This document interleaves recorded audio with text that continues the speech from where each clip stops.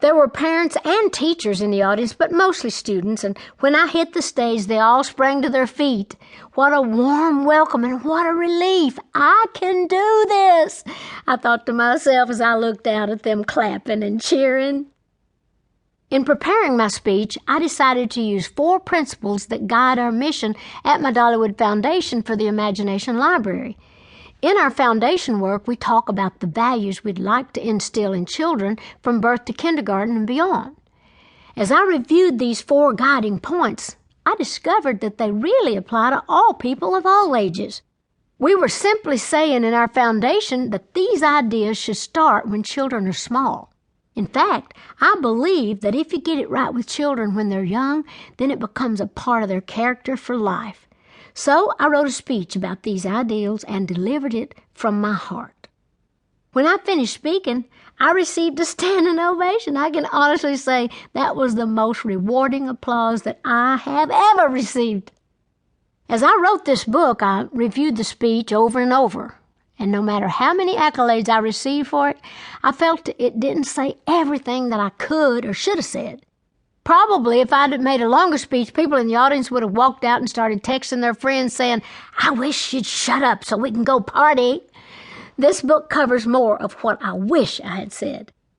Whatever your station in life, I hope you glean something from this little book that inspires you to dream of doing more with your life, learn from everything you see and do, care for everyone and everything that crosses your path, be more than you ever dreamed you could become. There's a star in all of us. We're all diamonds in the rough. We're little engines chugging down the line. There are dreams we hold inside. Wait until the time is right, so keep the faith. You'll have your time to shine. Let nobody block your path. Allow nothing to distract the passion and desire inside your heart. There is nothing you can't do. There's no dream that can't come true with faith and love and trust enough to start. So celebrate the dreamer in you. Only you can make it come true. Dream more, learn more, care and be more. Wishes do come true. Celebrate the dreamer in you. Chapter 1. Dream More. The magic is inside you. There ain't no crystal ball.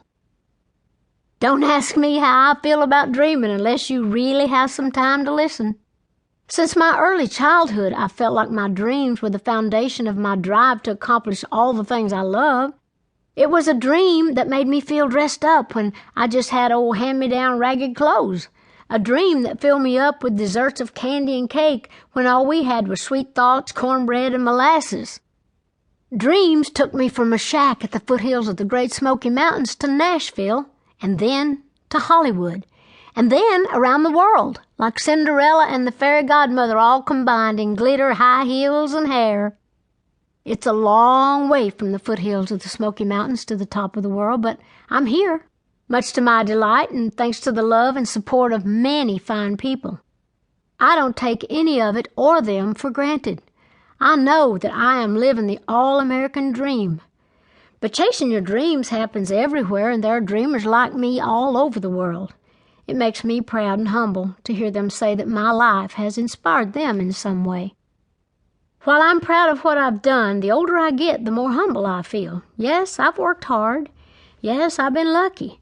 And yes, I've been truly blessed, but I always count my blessings far more than I ever count my money. I asked my mother once why she thought God let me be so successful and didn't give the same opportunities to many of my family when some of them are far more talented than I am. And she said, God has His purpose for everybody, and we all have our own journey to walk. And she said she thought God knew that I'd be willing to share. Well, I always pray that I have enough to share and some to spare, and so far, God's obliged me. I still struggle with how to help my kinfolks be more successful in music, and I suffer sometimes from a guilt complex about my own success, feeling that so many of them are so deserving. But I ask God to lead and to direct us all and to just let me be there when I'm needed, if I'm needed, and as I'm needed. And I pray their dreams will eventually all come true.